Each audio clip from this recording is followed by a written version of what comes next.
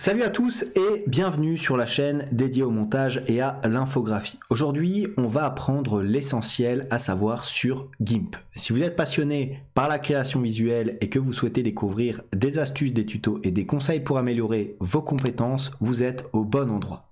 Abonnez-vous dès maintenant pour ne manquer aucune de nos vidéos et rejoignez notre communauté de créateurs en herbe. Alors on est sur GIMP et on va voir les principaux éléments pour comprendre l'utilisation relativement basique mais efficace de ce petit logiciel gratuit. Donc première chose, au niveau de votre page ici de logiciel, vous avez bien entendu les différents éléments de titre ici, donc votre bannière principale pour modifier les éléments assez généraux de votre logiciel, notamment pour inclure différents objets, votre outil ici d'édition, la possibilité de gérer l'ensemble des sélections de votre fichier, l'affichage général, les images, les calques et ainsi de suite. Bien entendu, ne pas oublier ce petit onglet de fenêtre relativement utile qui vous permettra de gérer l'organisation ici de votre page. Nous avons ici à gauche votre boîte à outils, donc qui va répertorier l'ensemble des différents outils disponibles sur GIMP. On n'oublie pas d'afficher cette fenêtre-là, notamment si elle ne l'est pas, en cliquant sur Fenêtre, Boîte à outils. Ensuite, nous avons tout à droite ici trois différents onglets. Donc, l'historique d'annulation, qui peut être assez utile lorsque vous souhaitez supprimer ou revenir à l'étape précédente ou à une étape précédente. Vous noterez qu'il y a la possibilité de faire un retour si il n'y a eu qu'une seule étape, par exemple, via Édition annulée. Vous pouvez répéter cette étape ou cliquer sur le raccourci CTRL-Z autant de fois que vous le souhaitez. Vous avez aussi la possibilité ici de gérer vos différents calques donc sur votre projet. C'est-à-dire les calques, vous allez superposer certains éléments graphiques et donc les organiser pour obtenir à la fin un projet entier. Vous avez aussi, et ça c'est ce que j'ai ajouté, les options de l'outil. Alors qu'est-ce que c'est? C'est très simple. Lorsque vous allez cliquer sur un outil de votre boîte à outils, par exemple, ici, outil de sélection elliptique. Vous remarquez que là, mon onglet a changé. Pourquoi? Parce qu'il me propose tout simplement l'ensemble des différentes options possibles via cet outil. Ça va être assez utile. Maintenant qu'on a vu ça, on va intégrer nos premiers éléments. Donc en général, vous allez vouloir modifier éventuellement une image. Donc je vais cliquer sur Fichier, Ouvrir, et je vais prendre une image, et je clique sur Ouvrir tout simplement. Mon image apparaît ici. Maintenant, deuxième possibilité, vous souhaitez démarrer un projet de zéro, de A à Z. Par conséquent, vous allez partir d'une page blanche. Donc pour ce faire, vous faites Fichier, Nouvelle image, une nouvelle fenêtre apparaît. Et là, vous avez la possibilité de changer la taille de votre image. C'est relativement utile si vous avez à gérer par exemple des publications Instagram, des miniatures YouTube ou LinkedIn ou d'autres éléments qui nécessitent des formats spécifiques. Donc regardez par exemple ici, je vais mettre tout simplement un format assez standard, 1920 x 1080, c'est par exemple le format d'une miniature YouTube. Je clique sur Valider comme ceci et regardez, j'ai donc un tableau blanc qui s'affiche ici. Une fois que j'ai ce tableau blanc, généralement, qu'est-ce que j'aime faire? J'aime éventuellement mettre un texte, un titre par exemple. Pour mettre un texte, c'est très simple. Regardez, je clique ici sur Outils texte. Je sélectionne, vous avez remarqué que le curseur c'est devenu une sorte de petite croix et hop, je peux sélectionner ma zone de texte tout simplement. Vous noterez qu'il y a un petit panneau qui est apparu ici, avec les différents éléments graphiques. Je vais éventuellement taper mon texte. Je vais taper Bienvenue à tous. Et là, vous remarquez que rien ne se passe. Pourquoi? Parce que la police est par défaut blanche. Donc pour ce faire, pour modifier ce texte-là, je sélectionne le texte que je viens de taper, qui est forcément invisible puisque c'est une police blanche sur un fond blanc. Je clique ici sur ma couleur de police et je prends par exemple une couleur noire comme ceci et je valide. Je peux modifier différents éléments sur ce texte-là. Je peux par exemple modifier la police comme ceci, faire en sorte que ce soit du gras, de l'italique, du souligné ou du barré. Je peux aussi regarder via mon outil, ici mes options de l'outil, modifier d'autres éléments comme par exemple la possibilité de justifier mon texte, donc différents éléments qui me permettent de le justifier comme ceci, je vais le laisser au centre, c'est très bien. la possibilité de faire un retrait entre les lignes. Là, je n'ai qu'une ligne, donc forcément, c'est pas forcément utile. Et regardez, ajuster l'espacement des lettres, c'est plutôt utile quand on veut, par exemple, faire en sorte que le texte prenne plus de place dans la page.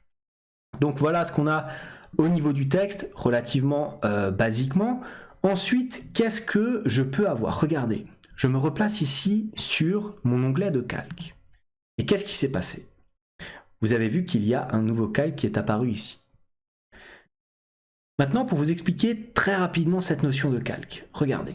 Si je souhaite faire un dessin, ici sur ma page, je vais sélectionner par exemple le pinceau. Je clique dessus et regardez. Alors bien sûr, je peux sélectionner un pinceau, un crayon, un aérographe, calligraphie ou une brosse MyPaint. C'est la même utilisation pour tous, c'est bien entendu le trait de crayon qui sera différent. Vous pourrez appliquer la même méthode. Je sélectionne par exemple le pinceau. Je me place à présent sur ma page.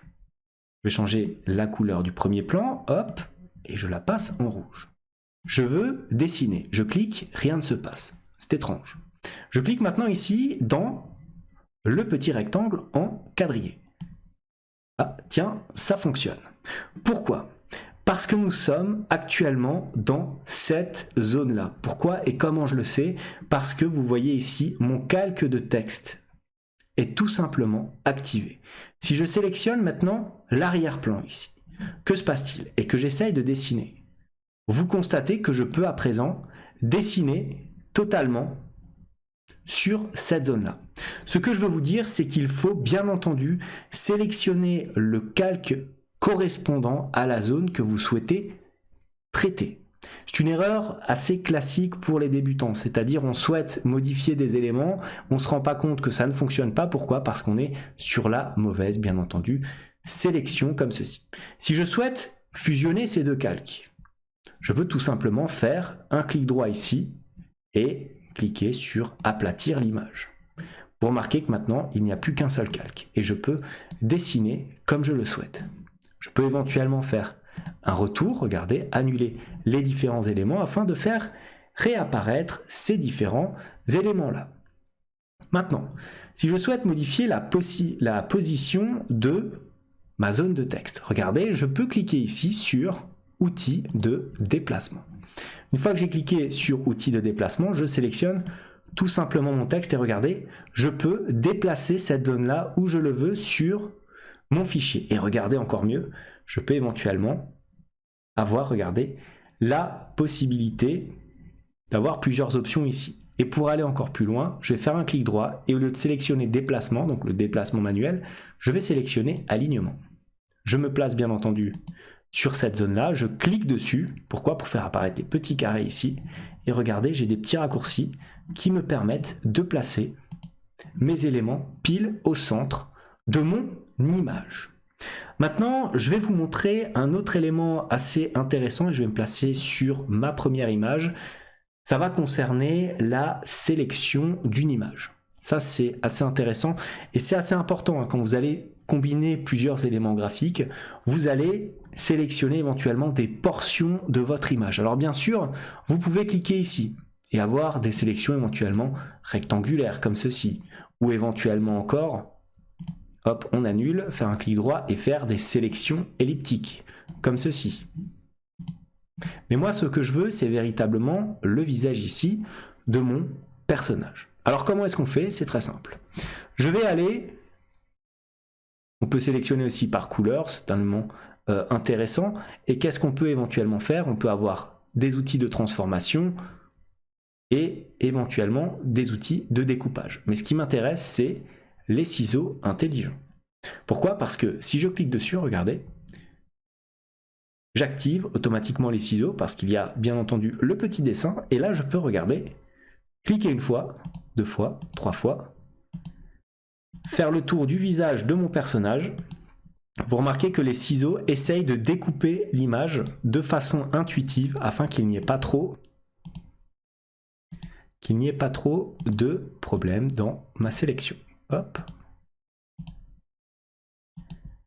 Voilà, on sélectionne la tête entière.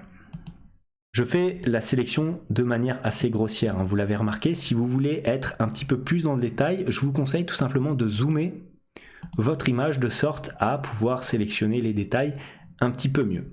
Voilà. Une fois que c'est fait, que vous avez fait cette sélection, attention, il va falloir appuyer sur la touche Entrée pour la valider. Et là, que se passe-t-il? Vous avez tout simplement validé votre sélection. Et une fois qu'elle est validée, vous pouvez par exemple faire un CTRL-C et copier cette sélection autre part, via un CTRL-V. Vous l'avez maintenant ici. Vous avez remarqué, hein, vous avez un nouveau calque qui est apparu ici. Et maintenant, je peux faire exactement comme avant, c'est-à-dire je vais dans mon outil de déplacement comme ceci, je sélectionne tout simplement le calque actif, c'est-à-dire celui-ci, hop, je peux le mettre par exemple ici, et j'ai donc mon visage qui apparaît ici. Si je souhaite modifier un petit peu cette image, par exemple agrandir, la rétrécir, faire des rotations, c'est très simple. Je vais dans les différents outils ici. Regardez, transformation unifiée, rotation. Si je clique par exemple sur rotation, je peux sélectionner mon image et hop, je peux la retourner. On n'oublie pas qu'une fois qu'on a modifié notre image comme ceci, il faut cliquer sur rotation pour valider cela. Je peux bien sûr annuler tout ça et je peux par exemple faire une transformation unifiée. C'est généralement ce qu'on fait le plus souvent. On clique dessus et regardez, là on peut véritablement changer la taille et la disposition de notre élément. Comme ceci, hop, et on n'oublie pas d'appuyer sur transformer pour valider cet élément-là. Voilà, donc j'ai mon image. Voilà ce que j'avais à vous dire sur les principaux outils de GIMP en à peu près 10 minutes. Si vous maîtrisez ça, vous maîtrisez le traitement basique d'une image, notamment si vous souhaitez uniquement faire des petites miniatures ou des bannières pour vos différents réseaux sociaux. Comme d'habitude, si cette vidéo vous a plu, n'hésitez pas à la liker, à la commenter, à vous abonner à la chaîne si ça n'est pas encore fait. Je vous dis merci, à bientôt pour une nouvelle vidéo.